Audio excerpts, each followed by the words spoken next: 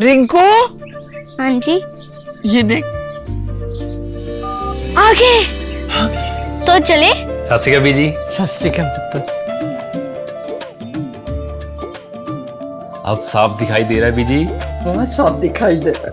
बीजी इतने टाइम बाद नए चश्मे बनवा ही लिए। किसी अपने ने पैसे भेजे और हर महीने पैसे भेजेंगे। वाह। ਫੋਨਾਂ ਤੇ ਟੂ ਟੂ ਹੋਊਗੀ ਤੁਹਾਡੇ 1 ਤਰੀਕ ਤੋਂ ਬਾਅਦ।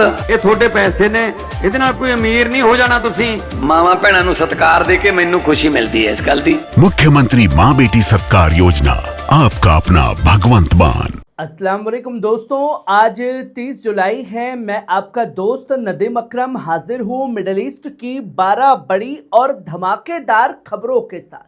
मिडल ईस्ट के रण में तबाही का मंजर गहराता जा रहा है।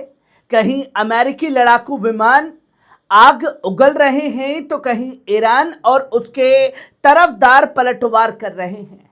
पीओके में सुरक्षा बलों की बर्बरता से लेकर समंदर में जलते गैस टैंकरों और न्यूक्लियर ठिकानों तक आज रात जंग का मैदान गर्म है। आग, बारूद और सियासत की तमाम सनसनीखेज और बड़ी खबरें बस कुछ ही पलों में सीधे आपके सामने बने रहिए पल पल न्यूज़ पर, जो है आपकी खबर, आपका भरोसा। जहां पहली खबर देख सकते हैं, इराक में अमेरिकी सऊदी हमले, ईरान तरफदार 20 लड़ाकू की मौत, इराक ने जताया कड़ा एतराज। दोस्तों, इराक में अमेरिका और सऊदी अरब के हवाई हमलों में कम से कम 20 ईरान तरफदार लड़ाकों की मौत हो गई है। पॉपुलर मोबिलाइजेशन फोर्सेस नाम के हथियारबंद गिरोह ने तस्दीक की है कि इस हमले में उनके 20 से ज़्यादा साथियों की जान चली गई है।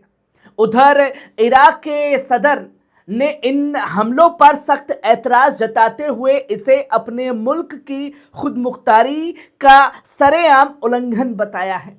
वहीं आप दूसरी खबर देखिए, अमेरिका का ईरान पर बड़ा हमला। दोस्तों, आईआरजीसी के ठिकानों को निशाना बनाया, सेंटकॉम ने दी बड़ी चेतावनी। दोस्तों, अमेरिकी सेना की सेंट्रल कमांड ने ईरान पर कई भारी हवाई हमले किए, पूरे करने का दावा किया है और साथ ही साथ सेंटकॉम के मुताबिक ये कार्रवाई अमेरिकी फौज पर हुए मिसाइल हमलों के जवाब में की गई है, जिसमें आईआरजीसी के कमांड सेंटरों, मिसाइल, ड्रोन और तटीय रक्षा ठिकानों को निशाना बनाया गया है।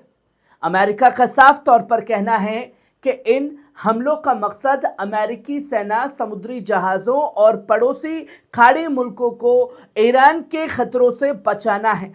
इलाके में तैनात 50,000 से ज़्यादा अमेरिकी सैनिक पूरी तरह मुस्तैद और अलर्ट पर हैं।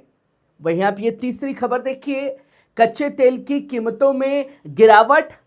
अमेरिका और ईरान के बीच बढ़ते तनाव और जंग के बावजूद कच्चे तेल की कीमतों में बहुत ज़्यादा कमी आई है।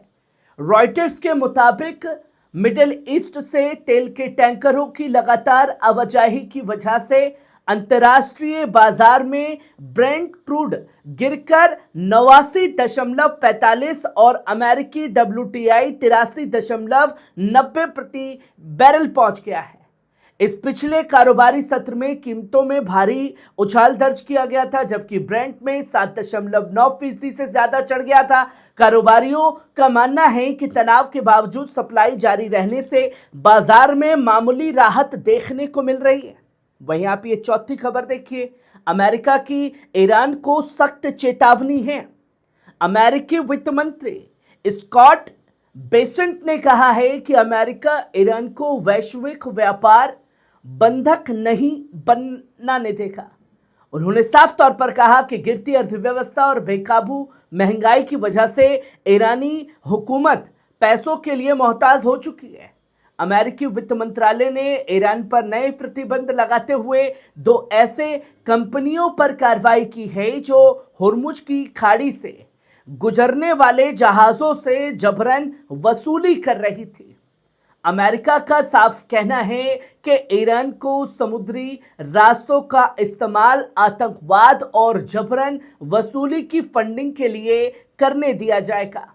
वहीं आप ये पांचवी खबर देखिए, इजिप्ट के बंदरगाह पर अमेरिकी गैस टैंकर पर ड्रोन हमला है। दोस्तों, इजिप्ट के दमियटा बंदरगाह पर मौजूद एक अमेरिकी गैस टैंकर से ड्रोन टकराने की खबर सामने आई है। ब्रिटेन की मैरीटाइम सिक्योरिटी फर्म एम्ब्रे के मुताबिक ड्रोन हमले के बाद अमेरिकी गैस टैंकर एनग्रोस विंटर में आग लग गई, जो फैलकर पास ही खड़े दूसरे जहाज तक पहुंच गई। हालांकि मिस्र के पेट्रोलियम मंत्रालय ने फौरन आग पर काबू पाने का दावा किया है और हादसे में किसी के जख्मी या हताहत होने की खबर नहीं आई है। अभी तक इस हमले की जिम्मेदारी किसी भी समूह ने नहीं ली है, लेकिन इस घटना से पूरे मिडल ईस्ट में तनाव और बढ़ने का अंदेशा बढ़ गया है। वहीं आप ये पांचवी खबर देखिए, कि पर रूस का भीषण मिसाइल हमला है। दोस्तों, यूक्रेन की राजधानी कीव पर रूस ने मिसाइलों से बड़ा हमला किया है, जिसमें कम से कम एक शख्स की मौत की खबर सामने आ रही है। गुरुवार तड़के हुए कई धमाकों के बाद मेयर विटाली ने नागरिकों को फौरन पनाहगाहों में जाने की ताकीद की। वहीं बढ़ते खतरे को देखते हुए पड़ोसी देश पोलैंड ने अपने फाइटर जेट्स को अलर्ट पर तैनात कर दिया है। ये हमला ऐसे वक्त में हुआ है जब सदर जेलेंस्की ने अमेरिका से वापसी कर रूसी हमले का अंदेशा जताया था।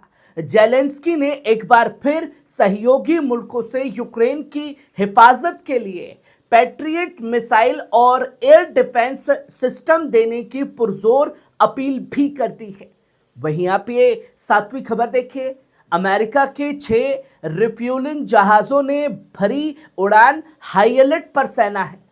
दोस्तों, मिडिल ईस्ट में बढ़ते तनाव के बीच अमेरिकी वायुसेना की बड़ी हलचल देखने को मिली है। अमेरिका के 6 हवाई ईंधन भरने वाले जहाज़ों ने एक साथ उड़ान भरी है। इनमें से 3 विमानों ने तेल अवीव से और 3 विमानों ने सऊदी अरब के प्रिंस सुल्तान एयरबेस से टेक ऑफ किया है। हवा में ही फाइटर जेट्स में ईंधन भरने वाले इन टैंकरों की अचानक रवानगी से इलाके में किसी बड़े सैन्य ऑपरेशन या हाई अलर्ट का अंदेशा जताया जा रहा है। अमेरिकी सेना हालत पर पूरी तरह नजर बनाए हुए है। वहीं आप ये 8वीं खबर देखिए, रेस्क्यू ऑपरेशन जारी है। दोस्तों, मिस्र के दमियटा पोर्ट पर ड्रोन हमले का शिकार हुए अमेरिकी एलएनजी गैस टैंकर में लगी आग को बुझाने की तस्वीरें और वीडियो सामने आने लगे हैं। फुटेज में फायर फाइटिंग और इमरजेंसी टीमें जहाज़ों पर पानी की बौछारें डालकर लपटों पर काबू पाती नजर आ रही है। गैस टैंकर में लगी आग पास खड़े दूसरे जहाज तक फैल गई थी, जिस पर दमकल कर्मियों ने कड़ी मशक्कत के बाद काबू पा लिया। मिस्र के पेट्रोलियम मंत्रालय के मुताबिक इस रेस्क्यू ऑपरेशन के दौरान किसी की जान माल के नुकसान की कोई खबर नहीं है, लेकिन हालात बेहद संवेदनशील बने हुए हैं जो किसी भी करवट बदल सकते हैं। वहीं आप ये 9वीं खबर देखिए, इजराइल का बड़ा दावा है। इजरायली चैनल 13 की रिपोर्ट के मुताबिक एक इजरायली सियासतदान ने यह दावा किया है कि ईरान ने जबल अल्फास यानी पिकेकेस माउंटेन में यूरेनियम का काम शुरू कर दिया है।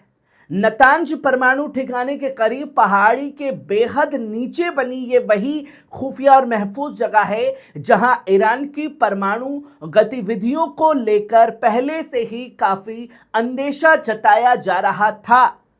इस नए दावे के बाद इलाके में तनाव और भी ज्यादा बढ़ने की आशंका जो है जताई जा रही है। वहीं आप ये 10वीं खबर देखिए, पीओके में पाकिस्तानी सेना की अंधाधुंध गोलीबारी। पाकिस्तान के कब्जा वाले कश्मीर में बुनियादी अधिकारियों और मांगों को लेकर सड़क पर उतरे निहत्थे प्रदर्शनकारी पर पाक सुरक्षा बलों द्वारा अंधाधुंध फायरिंग की खबर सामने आई है। जॉइंट अवामी एक्शन कमेटी के लॉन्ग मार्च के दौरान रावलकोट और आसपास के इलाकों में पाकिस्तानी रेंजर्स की गोलीबारी में कई आम नागरिकों की जान चली गई और दर्जनों लोग गंभीर रूप से जख्मी हुए। स्थानीय अवाम का आरोप है कि पाकिस्तानी हुकूमत और सेना बल प्रयोग करके उनके हक की आवाज को दबाने की लगातार कोशिश कर रही है। इलाके में इंटरनेट और संचार सेवाएं पूरी तरह बंद कर दी गई हैं, जिससे हालात बेहद संगीन बने हुए हैं। वहीं आप 11वीं खबर देखिए। ईरानी टीवी का बड़ा दावा है, अमेरिकी एयरबेस पर दागी कई बड़ी मिसाइलें हैं। दोस्तों, ईरानी सरकारी टेलीविजन ने दावा किया है कि रिवोल्यूशनरी गार्ड्स ने जॉर्डन स्थित अमेरिकी एयरबेस मुफक्कक अल सल्ती पर अचानक बड़ा मिसाइल हमला किया। ईरानी इंटेलिजेंस के मुताबिक ये कार्रवाई उस वक्त की गई है जब अमेरिका अपने A-10 और F-15 फाइटर जेट्स की नई खेप वहां तैनात कर रहा था। ईरान का दावा है कि इस अमेरिकी ठिकाने को आसानी से तबाह कर दिया गया है। ईरान की सेना ने ये चेतावनी दी है कि इलाके में मौजूद अमेरिकी फौजों की हर हरकत पर कड़ी नजर रखी जा रही है। ईरानी हुकूमत ने यह साफ किया कि जरूरत पड़ने पर अमेरिकी ठिकानों पर ऐसे और भी पलक झपकते हमले किए जाएंगे। वहीं आप आखिरी और 12वीं खबर देखिए। ईरानी विपक्षी गुटों के ठिकानों पर हमला। दोस्तों, इराक के सुलेमानिया प्रांत में ईरानी विपक्षी गुटों से जुड़े ठिकानों को निशाना बनाकर भीषण हमला किया गया है। हमले के तुरंत बाद कई इलाकों में भीषण आग लग गई और आसमान में काले धुएं और लपटों के गुब्बार उठते देखे गए। स्थानीय रिपोर्ट्स के मुताबिक जिन जगहों को निशाना बनाया गया वहां ईरानी हुकूमत के खिलाफ काम करने वाले तंजीमों के दफ्तर और ठिकाने मौजूद थे। हादसे की खबर मिलते ही रेस्क्यू टीमें और दमकल की गाड़ियां आग पर काबू पाने के लिए मौके पर पहुंच चुकी हैं। इलाके में दहशत का माहौल पूरी तरह बना हुआ है। दोस्तों, ये थी मिडल ईस्ट की 12 बड़ी अहम खबरें। आपको कैसी लगी कमेंट बॉक्स में आकर के अपनी राय जरूर दीजिएगा। शुक्रिया।